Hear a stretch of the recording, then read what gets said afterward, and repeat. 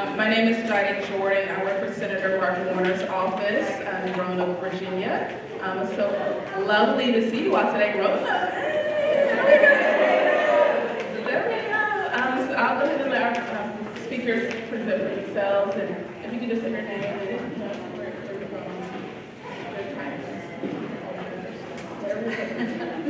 Are you handing it over to me now? Yes. All right. I'm Claire Guthrie Gastañaga from Virginia, and I have a consulting company called ChangeServant. I've done a lot of things over the last few years, including Chief Deputy Attorney General and all kinds of things. But I tried to retire and I I'm a partner in Oakwood Arts and I do consulting for nonprofits and board governance. We have a way of introducing ourselves. All right, thank you. Super. All right, I'm going to be a little bit of a Latinette here. That means fierce and disciplinarian because we have, as you'll see, 5 amazing people on this panel who I want all to have an equal and good opportunity to talk to you about the way that they have impacted our communities and the way they are impactful nonprofit leaders. So we're going to start by asking each one of them in one sentence to introduce herself and her organization and tell us your name and the organization and one line your why. Hi, my name is Shannon Castleman from Virginia. Can y'all hear us? Do we need to be right in the mics? Okay, right in the mics, ladies. I'm a little shy with my No, don't be shy. Virginia. and I run an organization called Oakwood Arts. We make careers in creative industries more accessible, overarching goal to eradicate racism through diversifying media.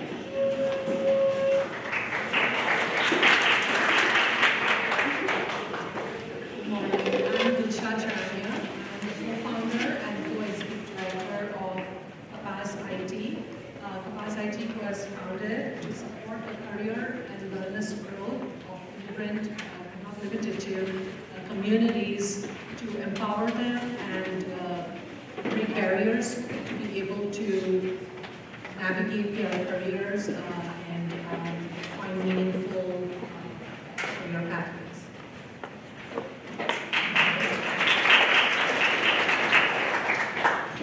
Buenos días, I'm Elvira De la Cruz. I am the Executive Director in Latinos in Virginia Empowerment Center, and my organization helps victims of domestic and sexual violence that is in Spanish to access to services that can help them get started. Hello, I'm Jaclyn Nunziato. I'm an OBGYN in Southwest Virginia and the co-founder and executive director of a nonprofit called Huddle Up Moms.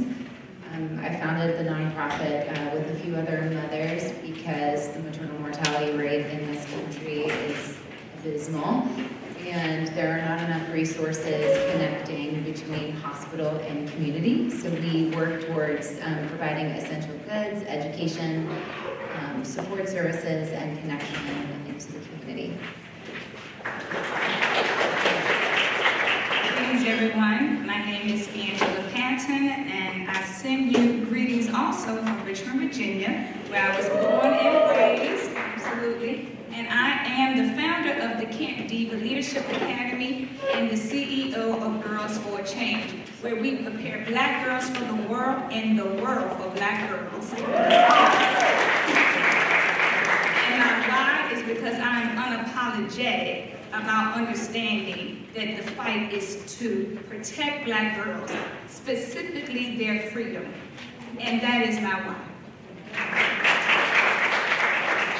So we're here to celebrate these women who saw needs in their communities and acted, because it was easy, but because they just couldn't ignore it. And each of our panelists has built something meaningful, and we're going to hear how they did it, what they learned, and what advice they want to give you all if you're interested in also engaging and making change. So let's start. Dilshad, why don't you start and tell us what need you saw in your community and how you first began addressing it. I'm an immigrant myself. I came to this country 26 years ago. It'll actually be 26 years this January. And I can't believe it's almost half my more than half of my spent here now. But when I came here, I came in my early 20s, and I was navigating my early marriage life as well as my career and everything. So it was pretty new for me. And as an immigrant, for those who are in the room and are immigrants, I see a lot of us that probably can resonate with this. We usually, when we come in, we kind of gravitate towards our own community, and we start living within our own bubble, right? Within our faith communities, within our social communities, people that look like us, speak like us, and things like that. And that's what I was doing. And while I was doing that, I was trying to also navigate, as my children grew up, what the education system looked like and things like that. And so I was learning with them, growing with them, and also going through those growing pains of not knowing certain things or not knowing what I don't know. And in that process, I learned a lot. I was curious. I had a good education background, which helped me to kind of navigate things a little better with an advantage compared to some of my other newcomer friends. And in doing that, I became part of a very organic way of volunteering to support people like me and kind of grow together. And as part of the Ismaili Muslim faith community, I became the kind of a representative as a communications liaison with community engagement because of this. And I learned a lot while I was doing that work to kind of connect the faith community with the community at large. And what I noticed is that those challenges that I was facing were not just my own challenges, but it was a challenge within the community. And there were certain gaps that I was able to identify based on the resource mapping that I was doing for my own self. I'm trying in order to try and help people around me. And I think that was my first time kind of looking into it. And then I was exposed, or I was introduced rather, to as an interpreter. I use my language as my advantage rather than a barrier to become an interpreter. And I was introduced to behavioral health interpreting that was created by Dr. Eva Stead at the DBHDS. And that brought to the forefront the attention that I was going through some of the trauma that I had not realized I was going through. And how that was affecting not only our social but economic lives as well, and how that was showing up in our behavior and in the things that we were doing. And I think that was when I took this first step to say, this is something I want to do in a constructive manner. This is something I want to do constructively, do something about it. I didn't know what that would look like, and maybe when I get more opportunity, I'll share more about it. Well, thank you for that. Angela, can you describe the first time you took action and the first small step that you took that began your journey? Thank you for that question. I was 10. I had amazing parents, still do, fortunately, that got the good job and moved out of a certain neighborhood so I can have access to a better education. And I am so grateful for that. But it wasn't a place that saw me, that heard me, or valued me. And so I was a rebellious child. And so I had questions. And that was not a respectful thing for a young black girl that was 10 years old in the third grade, fourth grade, to be asking, because I was supposed to just be satisfied and quiet. And so when I went home and I told my mother that the teacher was saying that I was talking too much, it was because I had concerns. And so my mother said, well, do something about it. And I started an organization already in the 3rd or 4th grade at Beulah Elementary School in Chesterfield County. And I've been going ever since. That question is asked about when I became a leader. I did go to my mother one day when I had this vision to do something different, which was called to me, it came to me that I needed to stand in the gaps that black girls were facing. And I said, Mother, I don't know why I keep getting this call, but when I look outside the window and I'm trying to find someone else, it's speaking to me. And my mother pulls out my yearbook from Meadowbrook High School, and she said, look at what all these people said about you. Angela, you're going to be a leader. Angela, you're going to change the world. Angela, you're going to start something like Michael Jackson, right? Because it was when he started something, right? And so she said, so embrace it. Those are your ancestors telling you that you are going to take this baton and do something different. And so what I understood at that moment, that Black girls needed to be prioritized, that they needed to no longer be silent, that they had vision and they had value and they had purpose. And so I started an organization, even though people told me that I couldn't, but they didn't tell me that I couldn't because I didn't have money. They didn't tell me that I couldn't because I didn't have skills. They told me that I couldn't because I was a Black woman. And that is what motivated me the most. So not only am I standing in the gap now of Black girls, I'm standing in the gap of Black women. I'm standing in the gaps that they tried to create for me. And I do this by co-creating with community, because I understand that my mission was to prepare Black girls for the world. But when I said in the world for Black girls, it is a collaborative effort to make sure that at the end, the big goal is that we all are seen, heard, and celebrated. And it is not a crime for me to make sure that I understand and that I'm clear that too many Black girls are not in rooms like this to be able to speak up and speak out about themselves and others that look like them, that have been through lived experiences similar and also different. And that is my why, again, unapologetic about it.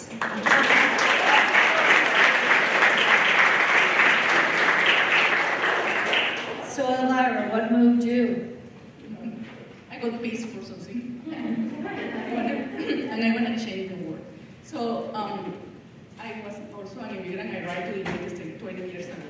And I started working in something completely different to my career, because many immigrants have to pick what the system gives you, what you can do here.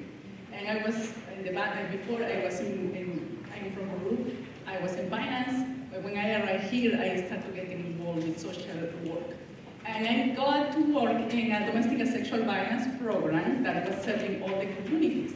And I was able to see how the people that speak Spanish, specifically because that was I was working with, they didn't have the same opportunities that other people that speak English had. So I saw people that were put in shelters, and the only person that talked to them was once a week, one person that asks, do you have everything that you need?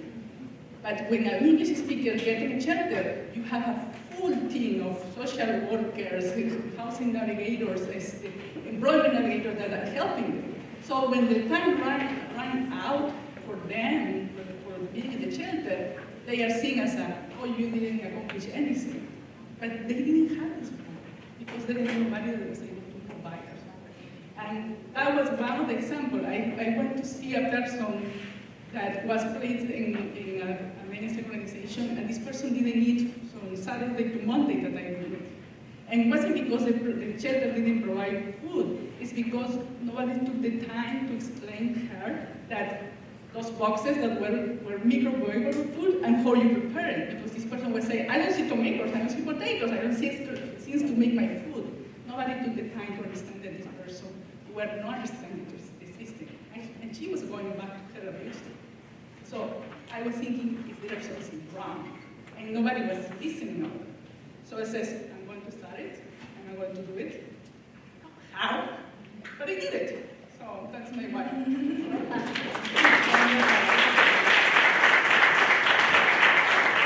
And Shannon, what brought you to Oakwood Arts? What moved you? I'm the kind of person who takes a stone and tries to throw it at a lot of different things. So I had been living and teaching abroad, teaching photography and media abroad for almost a decade. And when I came back, and my task there was to start art schools for the communities there, and really to train people to take my job. which the realization of how important it is to, you gotta see it to be it. I taught in Saudi Arabia for 3 years, and in that job I was changing these girls' lives, not because of anything I was teaching them, but just because I was following my dreams, you know, and doing what I wanted to do, and that it gave them the courage to follow theirs. So when I came back to the States, it was in 2016. We know something happened here in 2016, and really seeing that, how did that happen, and the lack of diversity that existed within both in front of and behind the camera, and crew that was creating and the message and telling the stories. I was teaching photography, and there was very few students of color in my classes. And the students that were there, there was a really high dropout rate. And seeing the struggle, many of those students were first generation, watching them censor themselves to their classmates to protect their feelings, and not having access to the jobs within the industry in which they were going to school. So it was kind of this perfect storm of all those things brought me to start Oakwood. Great, wonderful. That's Spark. So we're going to go from Spark. Can I do mine? Oh, I'm sorry. Sparking over here. So sorry, moms. That's okay, that's okay. Hard to follow all of these sparks, so I totally understand. You know, as I grew up the first doctor in my family, and I always wanted to be an OBGYN. I wanted to be a women's health provider. I wanted to advocate and educate, and I'm truly obsessed. There's people in this room that know me. Delivering babies is one of the most beautiful, raw, vulnerable moments in everybody's life. And I love that in the moment, it really doesn't matter who you are, how much money you are. There's so much fear and joy in one single moment. And what also really gets me, and what has always gotten me, is that moment is so fleeting. There are so many situations where we want babies and we want mothers to have children.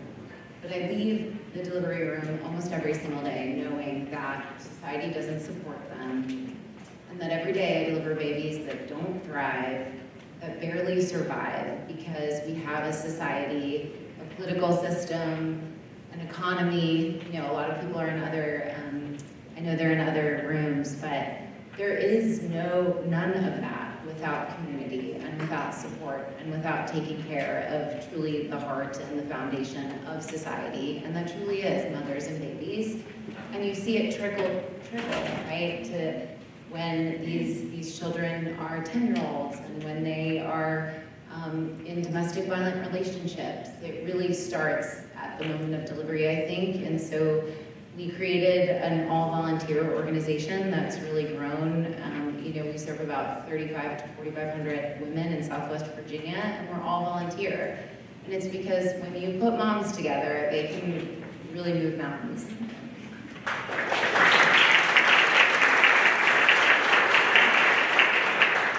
So we're going to move from the spark to the climb, and I'm going to let you go first, Jaclyn. Oh gosh, okay. That way we won't forget for sure. Yeah. So the climb, I think, you know, for all the people in the room that want advice, I think my biggest advice is that if you strive for perfection, you won't ever get started. We joke all the time in the nonprofit world that you build the plane and you fly the plane, you buy a new plane, you ask people to invest in your plane, and the truth is, most of the time, the plane is taking off so much faster because of the need, right? In the healthcare space, in the policy space, in the society and business space, no one fills the gap more than the need. And so it is up to the community to fill these gaps, and it's up to us. And so that's the biggest obstacle, right? Is that people would rather invest in business, in an item, than in people, than in community, and in society. And so if we really don't give back in meaningful ways, if we really don't put our money where our mouth is, if we really don't take action and put our community first and mothers and children first, then the rest kind of falls apart. So I think the climb is really this unending journey where you're trying to navigate and meet needs in the moment, knowing the rest of society is not set up that way, especially in the healthcare space.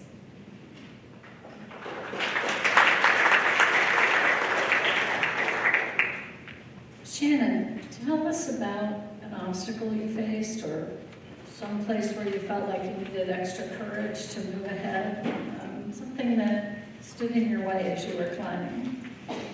So when I started Oakwood Arts, it was very much manifest on a building. So I saw a building. I had all these ideas of ways that we could work together, and I say we at the time, meaning mostly my students and I could work together to create this change, but I felt like it needed a place to do it. And I saw an abandoned church that I rented. We are not a church, but it was an old church that was empty. And the biggest obstacle, I thought you could rent a building and you could just start running programs. Zoning. Zoning was a huge obstacle. But I did learn that through that and through finding people to help me to do this, I also was able to find people to get behind our mission. So, I had this problem that maybe they could help me solve this little piece of it, which could help them be invested in what we were trying to do. It wasn't, we were trying to do something that hadn't been done, and it seemed insurmountable to when I found out, oh, you can't just do that here. Well, what was the moment where you figured out that you could make it work? The first $20,000 check. The first time someone put real investment behind it. Angela, Send them my way. what obstacles did you face? Where did you find your courage? And how did you get to this point of being validly unapologetic? Yes, great question again.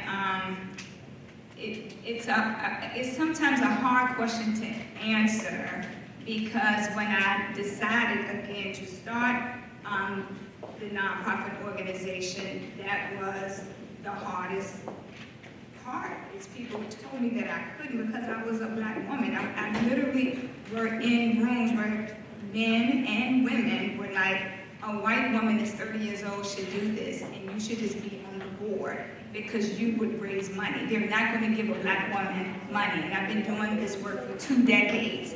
And I had to start my nonprofit with community, and I'm going to tell you about community. That's something that every Black woman knows. I went to the barber shop. I went to the church. I went to my uncles and my cousins, and I was like, we're going to do these car washes because these girls need to go to camp. And they was like, let's do it. I understood because I had a great grandmother that used to bother her pound cake with the peach cobbler, and I just used what I already knew. So when you think you don't have access, right, you have to go back to what you do know and be grateful for that. And I poured into community in a very creative way. So this sister that sits up here now, that did all the car washes, some days when I have that scarcity mindset, because now that I can get a $30,000 check every now and then, I can have someone send a girl to camp. We have an administration now that's telling me that it is criminal to speak up for Black girls. And I am not doing anything harmful. I'm not doing anything wrong. I am doing the work that you know that is fearful for you, right? When we just want to be in community and we want to have justice because it is the right thing to do. It's just a kind thing to do. And so I have to go back there again because, of course, my nonprofit is having pushbacks because of funding, right? And you know what? I say, guess what? My back's still straight. My knees still work, and my hands are capable. So I know how to go right back to the community. And when people call Girls for Change, and they said, are you dealing with pushback? I said, yes. And they said, well, guess what? We are going to do our own fundraiser for Girls for Change. We are going to send you the snacks. We're going to stand in the gaps that they are trying to do. We are going to make sure that everything that they are trying to erase, we create a new system. We paint the picture that we want to see. Because if you heard it earlier, it is just true. We are who we've been looking for. So when I do have those moments, when I'm concerned, I'm looking at the bank account, I go right back to what I am rooted in, what I am grounded from, what I know best, and that is community. Community will save us. And so I just say to you that are out there that want to start something, make sure that you always reintroduce yourself to your why, and you will always come out on top. No one needs to give you permission for your calling. All right.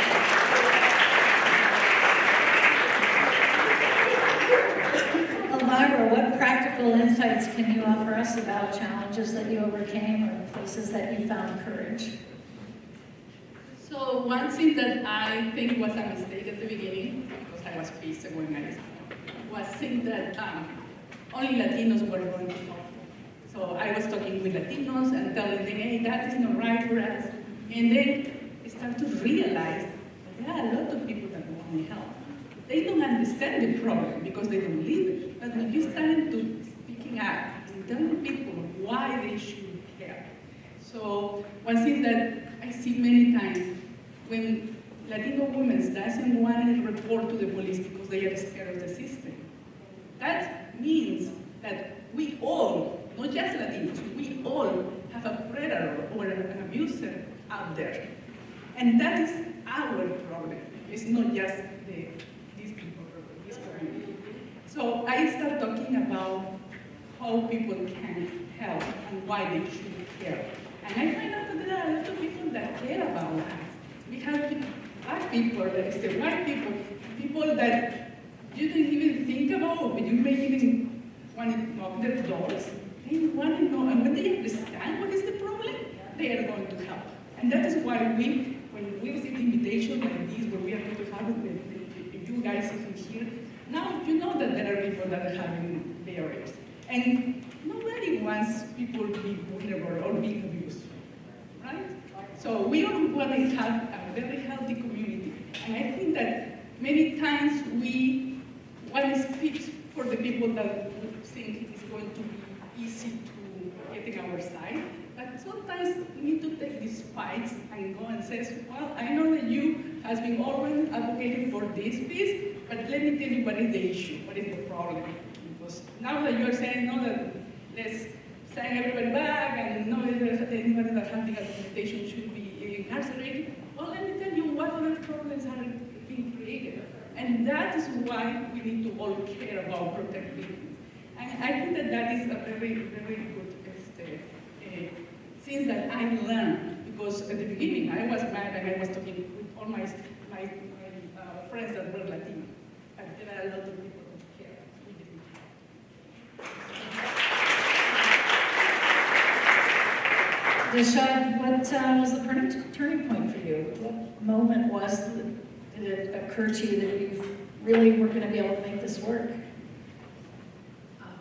So I think, first of all, as I mentioned before, a turning point in my life personally was getting to know this interpreter training program in behavioral healthcare, because that, for me, gave me the insight and reflection into the lives of the communities that did not have language access. Imagine, and I think that speaks to what Elvira was saying before, about, how can I talk to a provider, a clinician, or a doctor, and how do I understand what kind of communication, how the role of communication in treatment. If I'm not able to say what I'm feeling physically, mentally, how am I going to get services to actually help me treat that ailment, right? So I need language for that. And if I am limited in my language, so it's a limitation on both sides. The provider wants to help but cannot help. And I personally, if I'm the individual, I'm not able to get that service, and I'm going to be in that cycle of not getting good health care, right? So the role of that interpreter becomes so much important to be able to give agency, to be able to give you the autonomy to make your own decision, not somebody who speaks, who is a relative or a neighbor or a friend or your child is interpreting for you and making the decisions for you. And so that was a very big, life-changing understanding that I had, and I felt fortunate for having that language and wanted to share that. And I think that is where I felt this is like purpose of my life in a way, that I want to make sure that anybody that needs help is able to get that proper help with the proper autonomy. And I think it kind of was amplified during the COVID times when I was part of the multicultural advisory group, interfaith advisory group for the schools, where they were struggling to get the information about COVID to families. They were getting, we were seeing a lot of students coming home with mental health issues.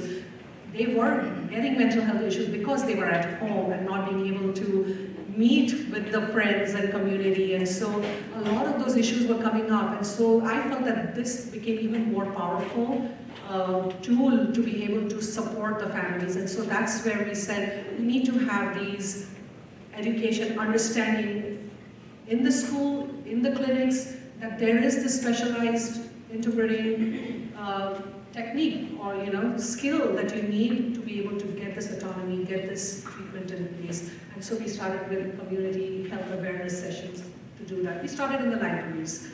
Free classes, it was me, and I think a couple of my colleagues are here. We just went to the library and we would just do it. And it all started by volunteering, and it just has grown up into being CAPAZ-IT in 3 years. Thank you. Now we're going to talk about impact and also how we might inspire you to think that you can do something to impact your communities. So, Angela, tell us about what you're most proud of so far, or what piece of advice you'd give a woman out here with an idea, or what's something someone could do small that would make a difference. I'm proud of something that started small, that made a big impact. And so I do social change and advocacy work with girls as well. And about maybe 15 years ago, a group of middle school girls wanted to have something really simple called a father-daughter dance with their fathers. And it was really because they wanted their fathers to know, more about them, right? And they were like, dads are scared to have conversations with us. So we want to make a space that's comfortable for us to have these courageous conversations. And so they thought that through a dance, they could actually have chat with dad that would be comfortable. And when these girls decided to have this dance, they discovered that one of the girls in the circle, in our sister circles, which are important, sisters, please have sister circles, that their friend father was incarcerated. And so these young, courageous minds, brave young girls, decided that they would write a letter to the city sheriff. And at that time, it was Sheriff C.T. Woody, and asked if they could have a dance in the jail for the girls who could not attend the one in the community.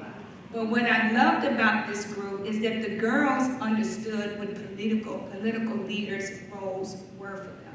They were like, don't they work for us? Didn't y'all vote on them? And they were middle school girls, so they talked like that, right? They were like, they do something when we had to vote, so can we just get a meeting? And they did ask for a meeting, and he was open, and I would say he was courageous as well, right? To just have a meeting with them. And he said it was the best idea anyone has ever asked him to do.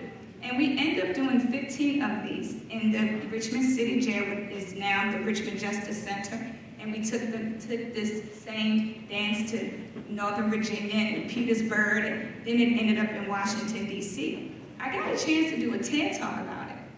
And then someone asked me, would I be interested in doing a movie about it? And so it was a small little gesture that really made a big impact, because the movie ended up winning the Sundance, film favorite for the audience.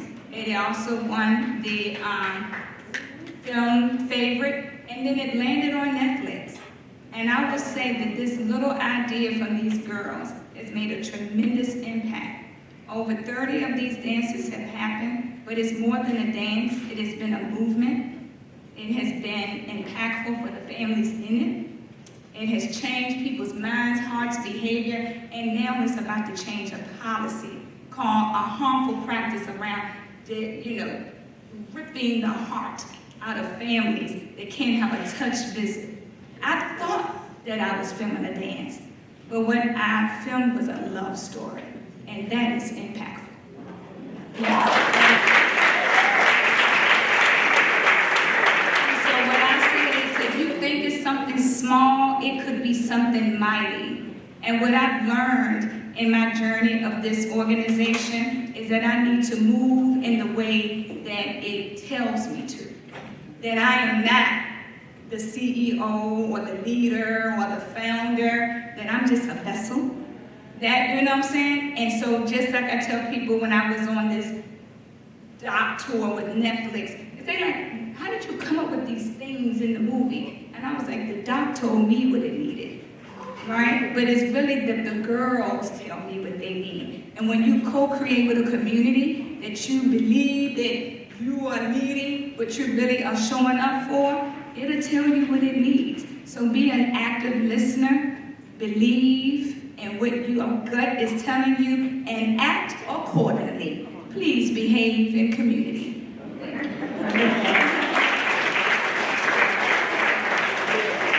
Jaclyn, talk about the impact of Huddle Up Moms. So one of the things, my two worlds really collide really often. And a while back, I delivered, I don't know how many of y'all know doctors, but sometimes we have a little bit of this hero complex about saving lives. And like several months ago, I delivered a baby, like a stat C-section, and if you haven't seen it, we get the babies out in less than a minute, and it's really feels like a life-changing moment for mom and for families, and it, I feel like, shaves some life off of my own life every time that happens. And then flash forward a couple months later, I was in the store with my 5-year-old and my 7-year-old, and I saw this mom, and she came up running up to me, and she gave my kiddos a hug, and I was about to say, in my head I thought she was going to talk about her delivery, and she, knelt down next to my kiddos, and she just said, like, your mom's nonprofit saved my life. And I come to find out that soon after giving birth, her husband lost his job, and they wound up losing their house, and they were coming to our organization for diapers, for home goods, for essential needs, for formula. And she had told my kiddos, and she was there with her kiddos, who were wearing all of our clothes that we give out for free, that it really made a huge difference. And so those moments happen more and more. And I think, to piggyback off what you said, you kind of just have to, I never went into medicine thinking that I would do this, and that this would be the thing that fills my cup, but it's really what the community needs. It doesn't need another doctor. It needs more community to listen and to meet their needs. And I never thought that I would start a nonprofit and it would make me a better mother, a better listener, a better community member, a better person, and a better advocate for what women in our community need. And so helping mothers at some of the most vulnerable times in their lives and watching them grow and their babies grow, when you just give them that little bit extra, right? These moms are living paycheck to paycheck, and SNAP benefits and benefits don't cover things like diapers, but they take about 20% of income. And so being able to give back in that way to better the community has been one of the most beautiful and really eye-opening experiences of my life. And so if you know a doctor that isn't working with nonprofits, they're missing out, because That is the solution to maternal mortality and death in pregnant and early childhood. It is the answer, and we need to just do a better job. If it's one action, I would say, we have passed out sheets with QR codes. I go to so many conferences, both as an OBGYN and as a nonprofit person, and everyone leaves inspired. But even if you lit like the tiniest spark, it doesn't have to be about my organization. It could be about anyone that you hear today. I would implore you to take action, to scan it, to volunteer, to donate, to give back in meaningful ways, or take the thing that you're passionate about. I love this. Like, you don't need permission for your calling. If you feel the spark, light it up, because there are others that really want to join the fight. Thank you. So I talk about the impact of Latinos in the Virginia Empowerment Center. Well, right now I am very proud that we have inspired more Latinos to get involved with the solution to many problems in our community. So in Richmond, we didn't have that many organizations that serve the Latino community. And the ones that we had, sadly, they were things that were created for the mainstream, for people that they don't have the barriers that we have. And they were just simple translations of what those big programs or mainstream programs were. So when we started using Virginia, we started something different, something that was coming from our community and was for our community and was informed in those knowledge and those needs. So we designed programs that are with the idea of that is what we Latinos need, and instead to be that is what we think Latinos need. And that was a big change. But what is beautiful about that is we started working in domestic and sexual violence, but now there are more people that they have seen leaders in the community working with the Latino community that look like them. So people that is not like me, I am fighting here with my English, right? They never thought that somebody can be sitting in this place.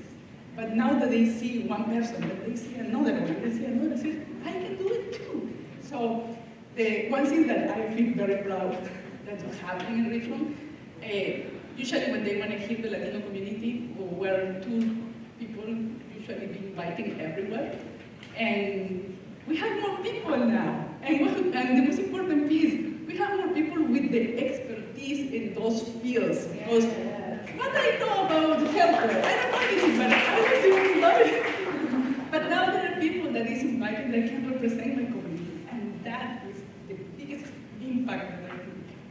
Great, thank you. Sean, can you tell us a little bit about what you see as the impact of CAPAZ-IT? Yes. I sometimes feel it's surreal because it's only been 3 years, not even complete 3 years. And as I said, we started with a community mental health awareness session at a library, which actually led to people talking about their mental health. And when they started talking about it, what they realized is, hey, you know what, how can I be like you? How can I talk about this? How can I take this home? How can I, talk to my community members, my neighbors? You know what? I have an issue with my family member. So there were like so many things that, people did not realize that this behavior was due to something related to their mental health. We became open, the whole destigmatization of mental health we could see it happening. And a lot of people over there indicated, we would like to be mental health care workers. We would like to be healthcare workers. And so what are the barriers? My barrier is my language and my technology. Those are the two things that came out very distinctly. And this is, can CAPAZ-IT help us with that? And we were like, we are nowhere close to doing anything like that. But in response to that energy, so I guess I kind of echoing to what everybody's saying here. It was in response to what people were asking for, what the community. We started saying, okay, they want an English class. We first started looking to collaborate instead of saying instead of starting doing something that somebody's already doing. Why not collaborate? And so we started looking for organizations. So that's where our collaboration piece started. But in the process, we started doing our own classes. We started doing digital literacy. So we now have a program where we can say that these are digital health advocates. So they are not only health advocates, but they are also educating people on digital literacy. And now, fast forward 2 years, we actually have a bilingual certification program for individuals that are trying to learn English, who are acquiring, at level 5, level 6 of the English language acquisition, are going through our program, and now they are getting a certificate for bilingual staff workers. Wonderful. Thank you. All right, Shannon, bring us home and tell us about the impact of Oakwood Arts. Life is long if you're lucky, and most of us don't have trust funds. We have to work, and I think everyone has the right to do work that they're proud of and they enjoy. So I think that what I'm most proud of is in the 3 years we've had our formal workforce development program, which we call OAJ, our participants have earned $750,000 doing work on productions. The impact that they have had on not only their fellow crew members, but the productions that they work on, there's a lot of ripples to that. And that's what I'm proud of. That's great. So now we're going to do a quick lightning round before we let you go, where we're going to just ask each person to say what one thing they would want each one of you to choose to do to make an impact in your communities, to support their organizations, or whatever else comes up for them. And I think Jaclyn's already started us down the path by pointing out the wonderful flyer that she put together that has everybody's scan codes on it, which is wonderful. Thank you for doing that. But why don't we start at the far end and just come right down the table, and any one last thought that you want to give folks as a gift of your advice? Y'all, really interesting times. I'm just going to tell you from my heart, listen to Black girls. Please listen to Black girls. They are trying to erase their voices, hide their books, because they can find them where I am. I just want to tell you that is serious. I can ask you to go to my website and make a donation, but I'm working with young girls who do not feel seen, heard, valued, and they definitely don't feel protected, and they need you, right? When Black Lives Matter was here, all these people showed up, and that was only a race. This is a marathon. We have years of oppression and disgusting thoughts about what it is to be a Black woman in America. And you need to start with these babies, because I really truly want to make sure that someone else is not sitting in this seat having this same conversation that I am now taking from my great-great-great-great-great-great-great-great-grandma. And we are over it. Listen to Black girls.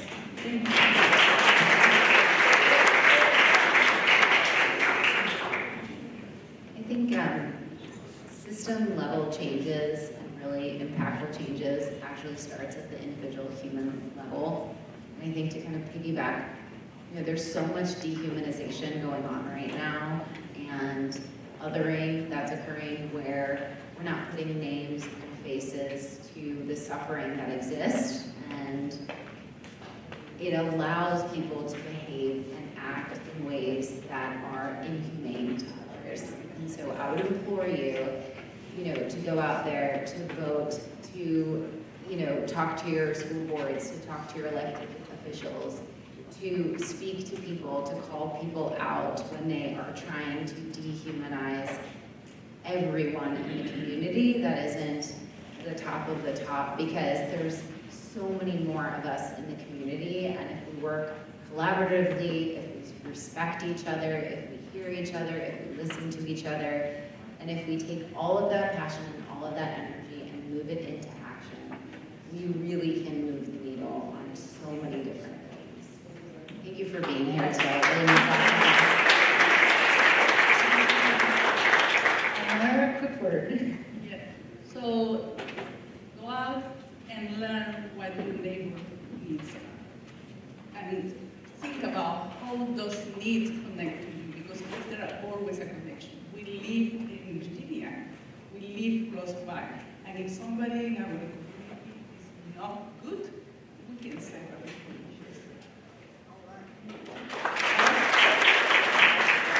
When you start volunteering.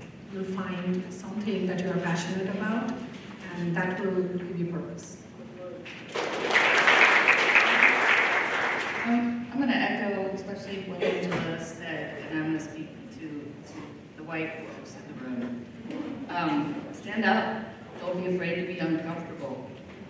We should not stand for this, not stand for the inequality that exists and why everyone has to start nonprofits. And I think there's a lot of responsibility on us, those who are receiving more privilege,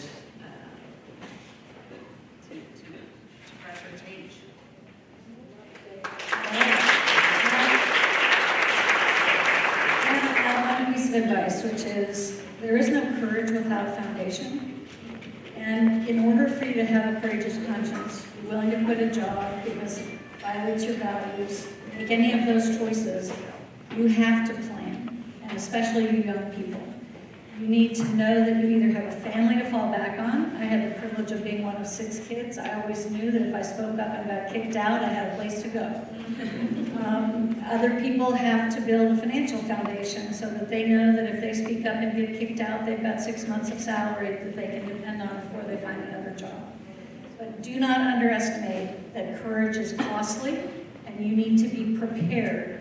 And if you prepare, then you can be both an exemplary follower, a great leader, but it all takes a courageous conscience, which is a word that coined by a guy named Robert Kelly, who wrote a book called The Power of Followership. He points out that 85% of what happens in an organization happens because of the followers, not the leaders. So wherever you are in the mix, take seriously the responsibility and the opportunity to be a person with a courageous conscience, and prepare yourself for that. Otherwise, you'll be in a place where you're stuck and limited, and you can't do the kinds of things that the people at this table are doing to impact their communities. So I want to thank all of you for being here. I want to thank Senator Warner for bringing us this opportunity, and to the staff, and to this fabulous panel.